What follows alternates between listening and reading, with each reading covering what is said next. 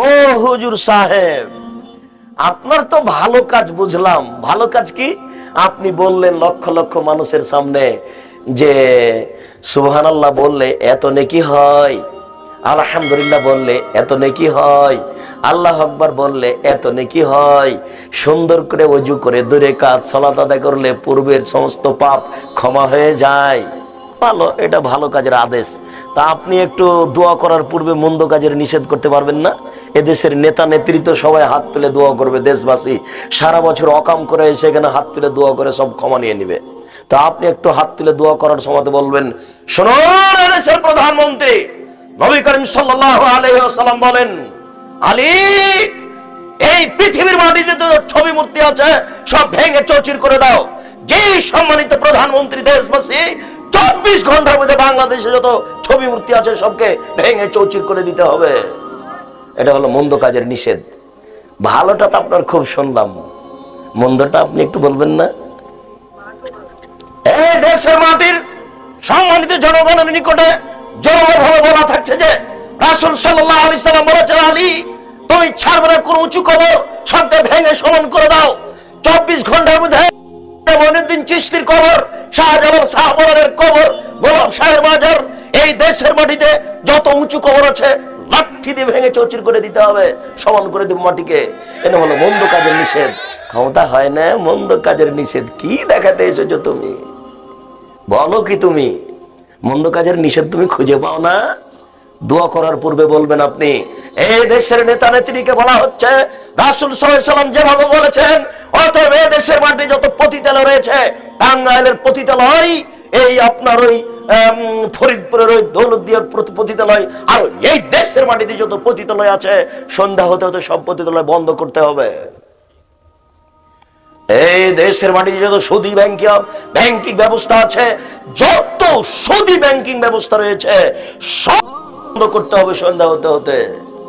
মুখখান নাই আপনার, বলতে পারেন আপনি কি? আপনি দেখাচ্ছেন ভালো কাজের আদেশ, মন্দ কাজের নিষেধ। কি বলতে চান? টঙ্গীর আখেরি মোনাজাতে হাত তুলে দোয়া করে জান্নাত কিনতে চাচ্ছেন? অসম্ভব হতে পারে না। তোমার টঙ্গীর আখেরি মোনাজাতি এই টঙ্গীর বৈঠক নাজায়েজ হারাম হওয়ার জন্য যথেষ্ট। তোমার টঙ্গীর আখেরি মোনাজাতি যথেষ্ট যে তোমার এই বৈঠক নাজায়েজ হারাম।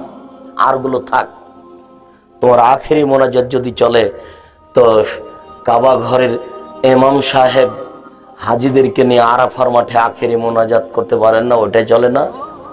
তুমি তো খুব ভালোভাবে জানো যে যত লোক হজ করতে যায় সবাই আল্লাহর মেহমান।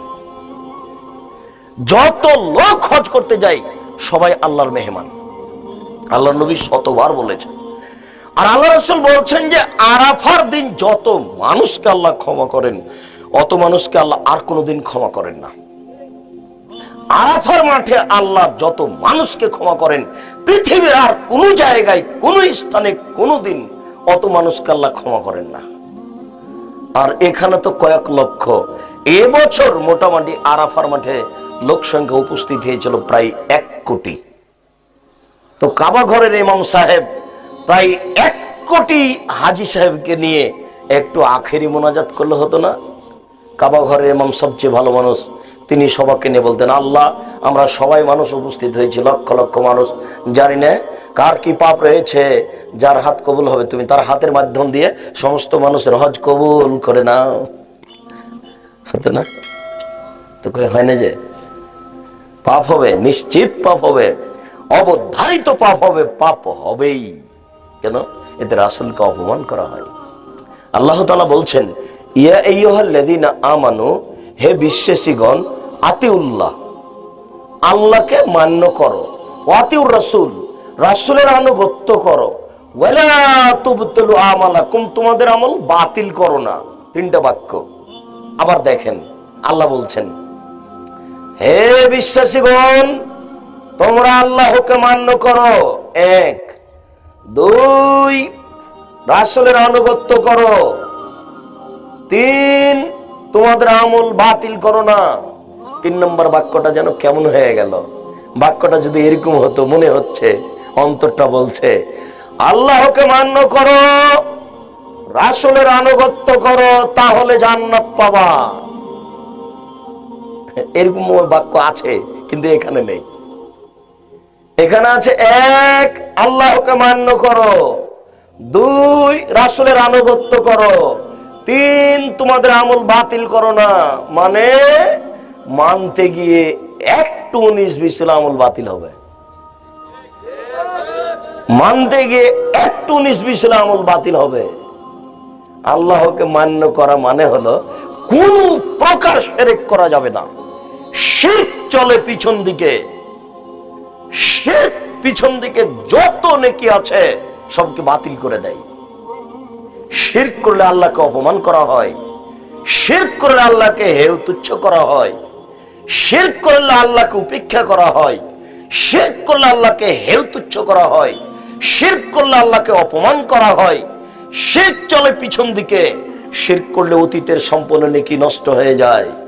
হাতের রাশি দেখে ভাগ্য পরীক্ষা করলে শিরক হয়, হাত চালিয়ে ভাগ্য পরীক্ষা করলে শিরক হয়, টিয়া পাখির মাধ্যমে ভাগ্য পরীক্ষা করলে শিরক হয়, গণকের কাছে গিয়ে যদি বলা হয় টাকা হারিয়ে গেছে দেখেন, এতে শিরক হয়, ডাক্তার ভালো তাই বাচ্চা বেঁচে গেল এই মন্তব্য করলে শিরক হয়, ড্রাইভার ভালো তাই গাড়ি অ্যাক্সিডেন্ট হলো না এই কথা বললে শিরক হয়, মাঝি ভালো তাই নৌকা ডুবলো না এই কথা বললে শিরক হয়, গরুকে লাথি মারা যায় না এমন মন্তব্য করলে শিরক হয়, জুতা পায়ে দিয়ে ধানের উপরে হাঁটা যায় না এই কথা বললে শিরক হয়, আপনার স্ত্রী ফরজ গোসল না করে বাড়ির কোনো কাজ করতে পারে না এমন মন্তব্য করলে শিরক হয়, তুলসী গাছ তুলে ফেলা যায় না তাতে লাথি মারা যায় না এমন মন্তব্য করলে শিরক হয়, মাদুলি সূরা ইয়াসিন লিখে তাবিজ হাতে গলায় কোমরে ঝোলালে শিরক হয়, মায়ের কসম করলে শিরক হয়, দুই চোখের কসম করলে শিরক হয়, মসজিদে গিয়ে কসম করলে শিরক হয়, ছবি মূর্তিকে মূল্যায়ন করলে শিরক হয়, ছবি মূর্তি মুড়ে মুড়ে বাড়িতে যেখানে সেখানে ঝুলালে শিরক হয়, কবরের কাছে মাথা নত করলে শিরক হয়, কবরের কাছে কিছু চাইলে শিরক হয়, জন্মদিবস পালন করলে শিরক হয়, মৃত্যু দিবস পালন করলে শিরক হয়, 16 ডিসেম্বর পালন করলে শিরক হয়, 26শে মার্চ পালন করলে শিরক হয়, 21শে ফেব্রুয়ারি পালন করলে শিরক হয়, স্মৃতিসৌধকে মূল্যায়ন করলে শিরক হয়, সংসদ ভবনে নীরবতা পালন করলে শিরক হয়। শুনুন, শিখা চিরন্তন শিখা অনির্বাণ একে হিসাব করলে শিরক হয়, পহিলা বৈশাখ পালন করলে শিরক হয়। আমরা কি হিন্দু? পহিলা বৈশাখের মুখে লাথি মারতে জন্ম নিয়েছি। পহিলা বৈশাখ মানে আমি কি হিন্দুর বাচ্চা? পহিলা বৈশাখের মুখে লাথি মারতে জন্ম নিয়েছি। এই দেশের মাটিতে সুনাগরিক বেঁচে আছি, এই দেশের সরকারকে জেলে রাখা দরকার। বাংলাদেশের মাটিতে যদি 2 জন সুনাগরিক থাকে আমরা তার একজন হব। অতএব মনে রাখা ভালো হবে, মুসলমান ঘরে জন্ম নিয়েছি, আমি মুসলিম চিররণবীর, মরণকে করি না ভয়, মরলে শহীদ বাঁচলে গাজী, আমার উভয় সমান। জেল যতটুকু সেল ততটুকু, বাইরে যতটুকু ভিতরে ততটুকু, মরলে শহীদ বাঁচলে গাজী, উভয়ই আমার সমান। আমি এই জীবনের 5 পয়সা দাম দিই না, আমি মুসলিম চিররণবীর, আমি পহিলা বৈশাখের মুখে লাথি মারি, আমি মুসলিম, আমি এই দেশে বসবাস করি। আমি 31 নাইট ইংরেজি বছরের প্রথম দিবস মানবো কেন? আমি কি ইহুদির বাচ্চা? আমি কি খ্রিস্টানের বাচ্চা? আমি এই ইংরেজি মাসের প্রথম দিনের মুখে লাথি মারি, আমি এই ইংরেজি মাসের প্রথম দিনকে মুখে লাথি মারি।